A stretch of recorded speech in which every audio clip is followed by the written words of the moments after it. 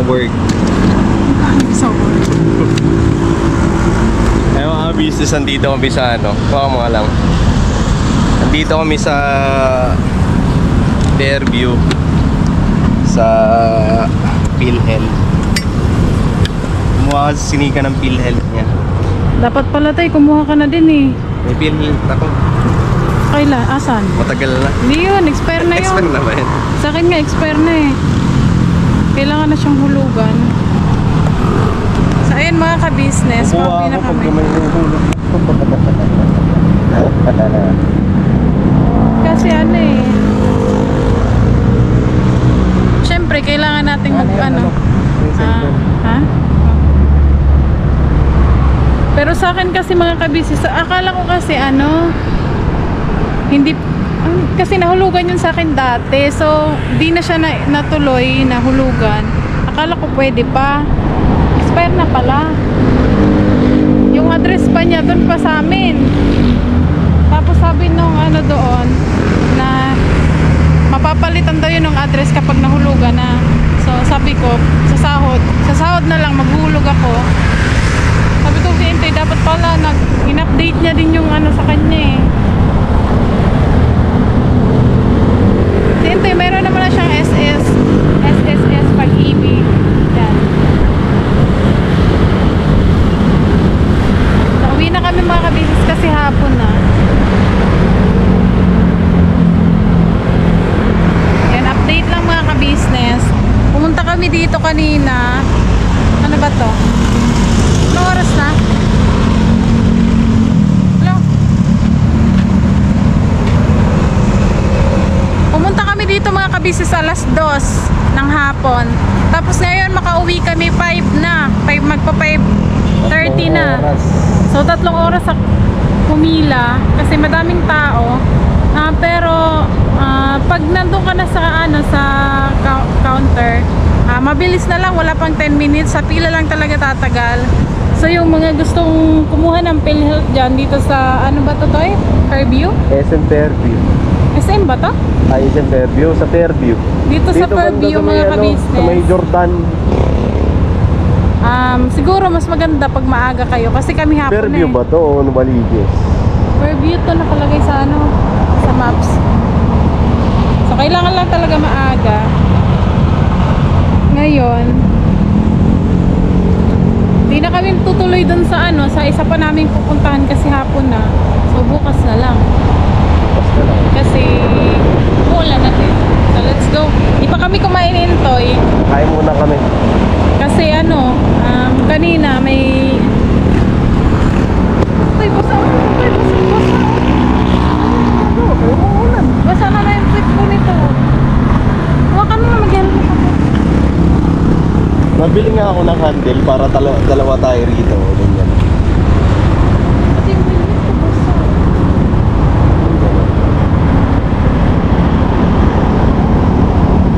Kaya dito na lang.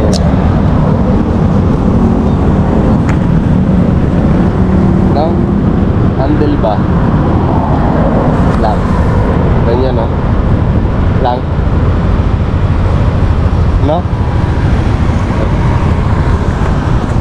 So ayun mga ka-business, be right back.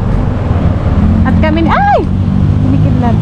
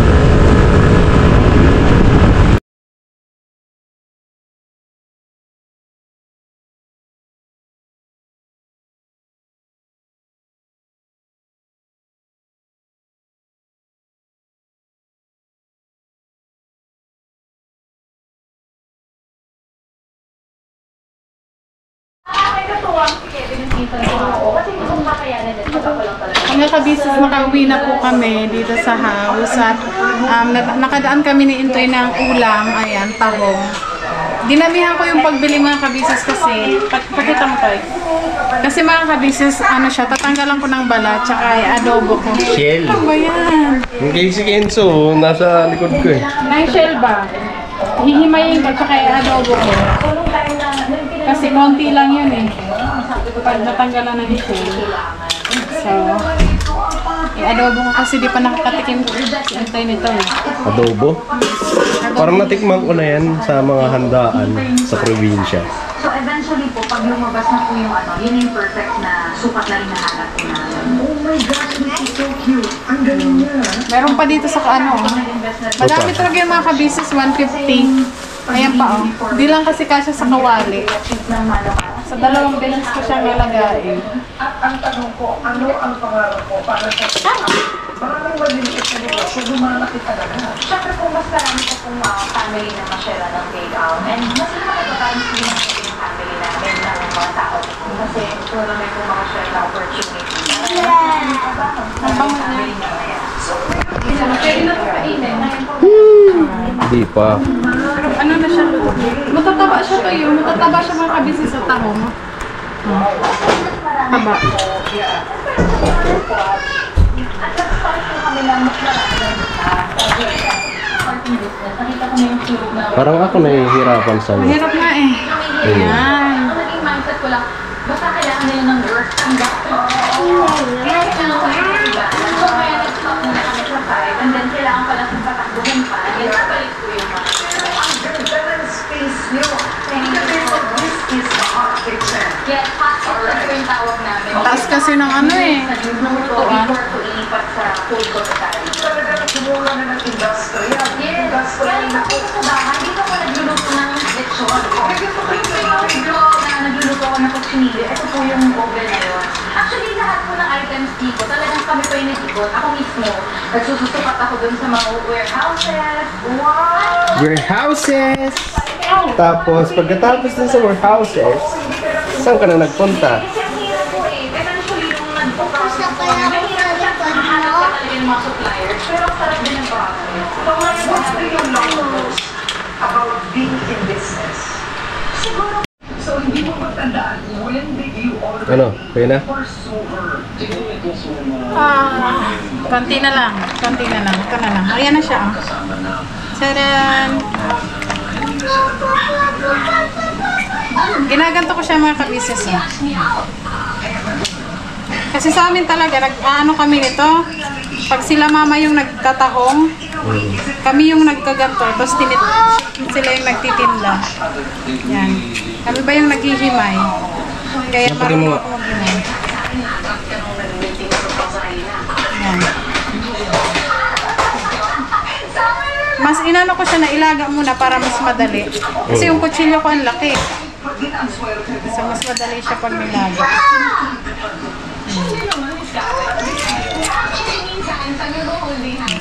minsan meron pa kami reaction yung, hindi naman kaibigan kami. Actually, naging bago pa lang kami maging boyfriend-girlfriend. Naiilang pa kami. Kasi parang hindi kami sanay na Eh mga business eh, ito na yung niluto na nito. Wow. Yummy. Ay, yummy. Bawal pala yun sa YouTube.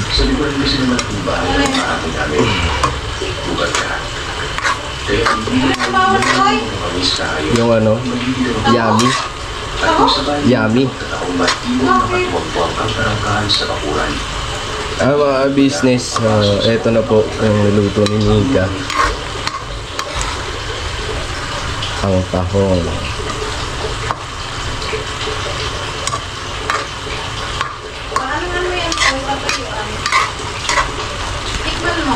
Ano yan ah? Ano yan pagtigil pagka ano na? Oo. Pero dun sa ano, nagluluto ka talaga niyan. Dito kasi iba yung shell niya eh. Sa akin brown. Hindi naman yun silang kakainin mo. Hindi nga, mag-iala lang sila. Alright mga business. Patutuyuin daw po. Tapos mamaya, ano pang gagawin mo dito? Tuyo lang siya. Tapos luto na yun. Okay. Sa mga business, ano, mag-ayos lang ako ng electric fan kasi yung electric fan namin hindi na gumagana. Electric fan, ceiling fan pala. Ito.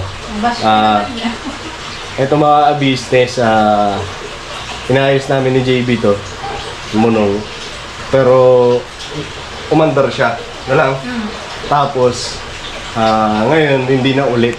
So, titingnan ko ulit mga business. At least nagkaroon na ako ng idea kung paano siya buksan kasi tinuro din sa akin ng pamangkin ko. Kasi sa ano pala, mga business sa Samar, siya din ang taga-kalas. Ayun, pagka nasisira yung washing machine namin doon, siya din ang tinatawag ni Mama na taga-gawa. So ayun, pati mga ganito. May kwento siya sa akin na may tinapon daw na mga yan, ceiling fan. 3 peraso, pinagkukuha niya daw, inayos niya, ayun gumana na. So ayun, nagkaroon ako ng idea sa kanya paano buksan niya, kasi nabubuksan siya mga business pero hindi mo siya makukuha, hindi siya kagaya ng stand fan na madali lang. Eto may kukuhanin ka kasi lock doon sa loob eh. So ayun, mga business ano, ayusin ko lang. Mga ka-business, ayan na siya. Tuyong-tuyo na. Ayan. Kain na tayo mga ka-business. Si Intoy, nag-aayos siya ng ceiling fan. Inaayos niya mga ka-business kasi para yung pamangkin ko may hangin dito. Kasi doon kami natutulog sa loob. Sobra kaming siksikan, wala nang galaw-galaw. Yan laki ni Kenzo. Ang sakit na ang likod ng ano ko dito. Kasi nakatagilid lang. Okay. Bumili naman kami mga kabisis ng clip. Kaso, ang bilis naman masira. Sabi ko pa Intoy, ayusin na lang ito muna. Paano umalis si JR, nakabukas. Kaya naman pala eh.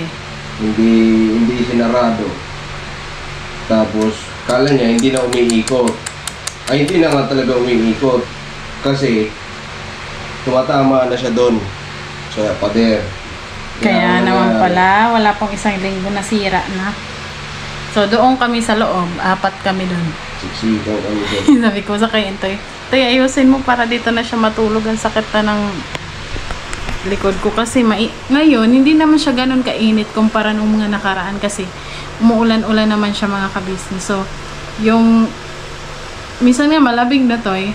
Malamig na siya. May pagkakataon na malamig pero meron ding mainit. So, ayun mga kabisi si Intoy. Mamaya na yan, kain muna tayo. Tikman mo yung tahong. Uy! Tikman mo, tahong naman talaga yun ah. Ano ba? Oo, ngayon, kung ano mabanggit mo din. Yung... Tahong. Ay, OA. Ay, nako. Asan na yun lang? Ano yun? Ito.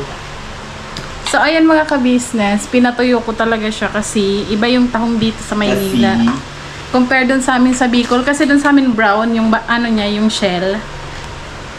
Dito kasi green eh. Ang tawag sa amin yan, tahong sa Kalinawan. Kumbaga sa malalim na part ng dagat.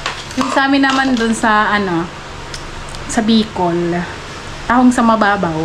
Kasi mababaw lang siya. Sa may mga putik ba? Kaya kulay brown. Kasi siguro dahil sa putik. Correct me if I'm wrong. Char! Si Intoy na lang. Matagal pa yan? Muna ka na. Mamaya na, sabay na Parang tayo. may hangin, siko. Mamaya na lang din ako kakain. Sabihin na naman ang isa dyan. Hindi inarte. Ay, naka. Mag-init na lang muna ako ng ano, ng tubig. Mag-init na lang muna ako ng tubig mga kabisis kasi meron akong kape dito na eto, ayan. Ito yung kinakape ko mga ka-business. So, ang paliit siya ng tiyan. Eh, sana lang effective. Ano siya, bali 10 pieces mga ka-business. Na-order ko lang to online. So, kapag uminom ka nito mga ka-business, ito yung laman niya. Oh. Ayan. Ito, stick lang siya. Di mo na kailangan ng lagyan ng asukal. Kasi, hindi, okay naman siya kahit wala ng asukal. Hindi na siya, para sa akin lang di natin alam sa mga ano na gustong magkape. Ganyan, na gustong maglagay pa ng asukal po. So, para sa akin, hindi na siya kailangan ng lagyan ng asukal. Ayan. Ano to siya? Black coffee. Black coffee? Coffee. Ayan. So, titimplahin ko lang to. Pero yung pag-inom ko nito mga kabisis, yung yung madamihan na lagok para maubos agad. Kasi medyo mapait siya eh. Kasi ito, pagkatas mo uminom nito mga kabisis, kapag yung feeling mo bloated ka, gusto ko lang i-share. Gusto ko lang naman i-share. Base lang sa experience ko ba. So, kapag uminom ka nito mga ka-business, ako kasi, pag yung parang feeling ko, bloated talaga ako. Kapag uminom ako niyan sa umaga, tapos pagkatapos ko kumain ng almusal, ganyan. Kasi ito muna dapat inumin bago ka kumain or ganyan mag-almusal. Pag kumain ka na, tapos pagkatapos mo kumain, mararamdaman mo na yung parang humihilab yung tiyan mo. Tapos kailangan mo na mag-CR agad. Tapos yung dumi mo, mga kabisis, makikita mo talaga na parang, basta, pag try nyo po, kung gusto nyo lang naman, di ko naman sinabi na bilhin nyo. Ang sa akin lang, kung gusto nyo. Kasi ramdam ko siya para sa akin, kapag mas maganda siya. Tapos parang, parang feeling mo, busog ka talaga.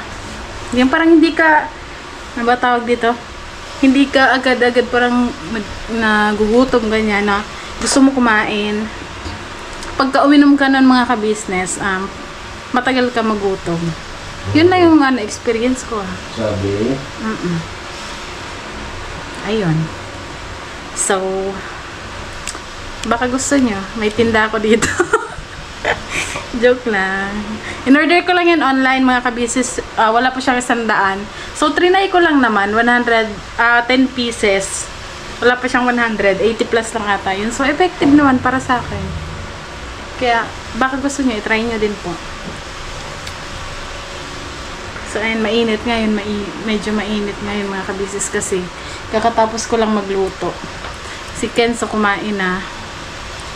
At, ano nga pala mga kabisis? Asan yung ko, Toy? Nasa motor? Yung envelope. Yung pinuntahan pala namin kanina dun sa PhilHealth. Pag first time mo pala, mga ka-business, sa mga dyan, mga first time na gusto kumuha, magdala lang kayo ng isang valid ID, birth certificate, yun lang. Tapos, sa mga gustong mag-update naman, yung din, ano ba tawag dito? ID lang, tsaka PSA, yun.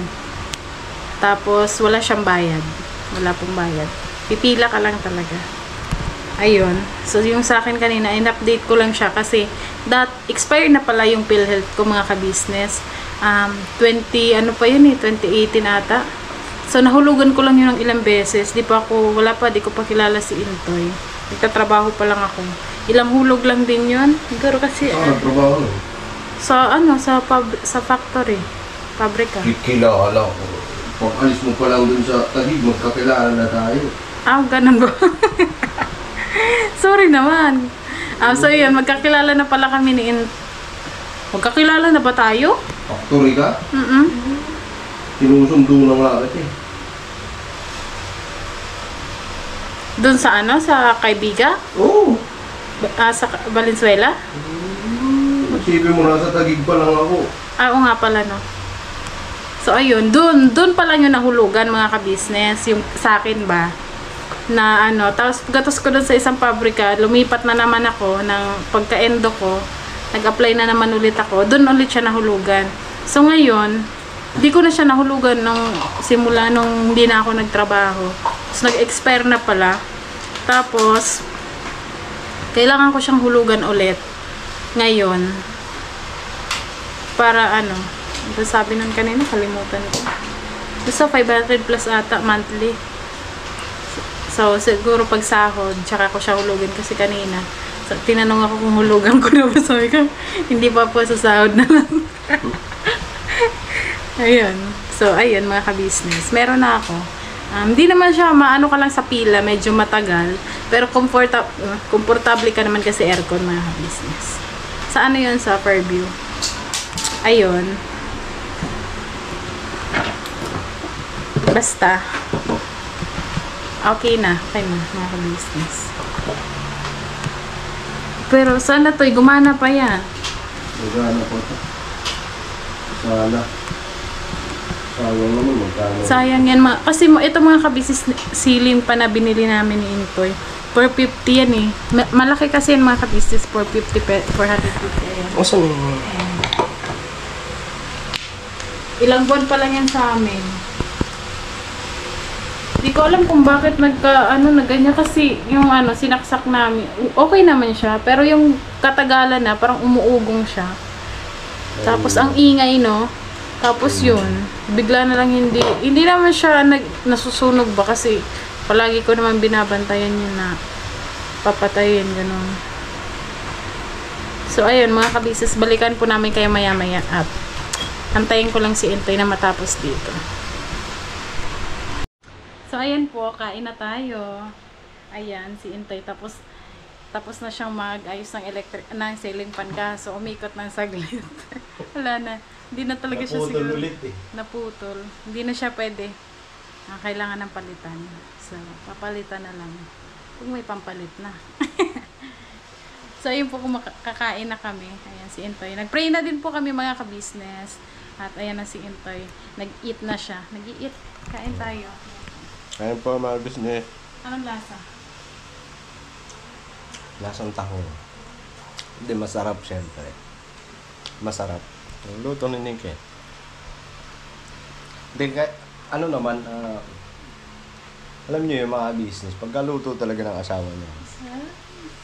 Kaya hindi ako tinatamad paglutuan ka eh. Siya? Hindi, kahapon nagluto din siya ng manok. May gata. Tapos may gulay. Grabe, ang sarap pala nun. Ano siya, ginataang manok, may sayote. May sayote, tapos may mga siling green. Ang sarap business. First time ko siya paglutuan ng ganon. Ano ko kasi, parang sa manok kasi adobo na lang palagi, ganyan, tinola, parang ano ba. Sabi ko naman, try ko nga ginataan kung magustuhan mo. Nagustuhan nga nila mga ka-business. Naghanap ako ng papaya, wala man ako makita. So, sayote na lang. Tapos ito naman tahong, nakita ko sa Facebook. Sabi ko, try ko nga. So, ayun, masarap naman siya. Masarap siya pag pinatuyo. Sasaw-saw mo sa suka. So, ayan, kain po tayo mga ka-business. Ano tayo? Pasado? Tapos may kape. Ay.